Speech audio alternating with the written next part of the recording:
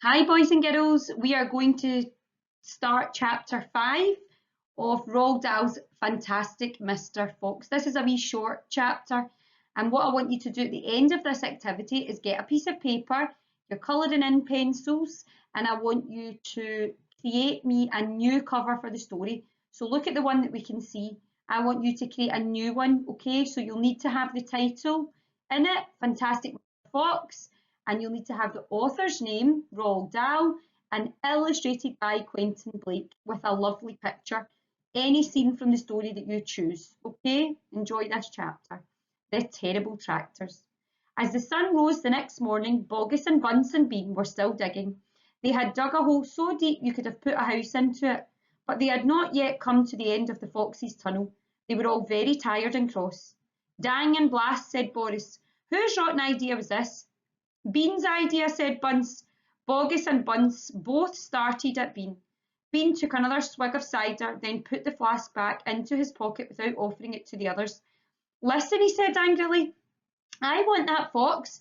I'm going to get that fox. I'm not living in till I've strung him up over the front porch, dead as a dumpling. We can't get him by digging, that's for sure, said Fat Boggis. I've had enough of digging. The little pot-bellied dwarf looked up at Bean and said, Have you got any more stupid ideas then? What, said Bean. I can't hear you. Bean never took a bath. He never washed as a result. His ear holes were clogged with all kinds of muck and wax and bits of chewing gum and dead flies and stuff like that. That sounds like Mr. Twit's beard. This made him deaf. Speak louder, he said to Bunce, and Bunce shouted back, Got any more stupid ideas? Bean rubbed the back of his neck with his dirty finger. He had a boil coming there and it itched. What we need in this job, he said, is machines, mechanical shovels. We'll have him out in 5 minutes with mechanical shovels. This was a pretty good idea, and the other two had to admit it. All right then, Bean said, taking charge. Boggis, you stay here and see the fox doesn't escape. Bunce and I will go and fetch our machinery. If he tries to get out, shoot him quick. The long, thin Bean walked away.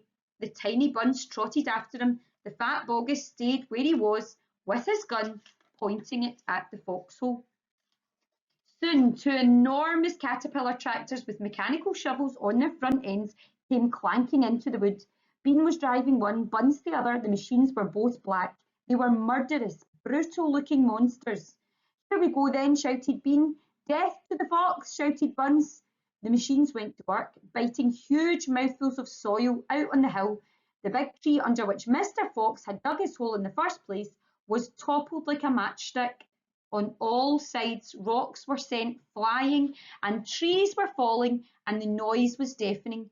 Down in the tunnel, the foxes crouched, listening to that terrible clanging and banging overhead. What's happening, Dad? Cried the small foxes. What are they doing? Mr. Fox didn't know what was happening or what they were doing. It's an earthquake, cried Mrs. Fox. Look, said one of the small foxes, our tunnel's got shorter. I can see daylight.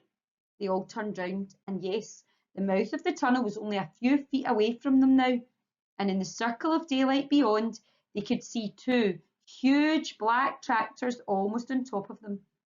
Tractors, shouted Mr. Fox, and mechanical shovels. Dig for your lives. Dig, dig, dig. That's us about to start chapter 6. We'll start that next week. Okay, I'm looking forward to seeing the cover of your story.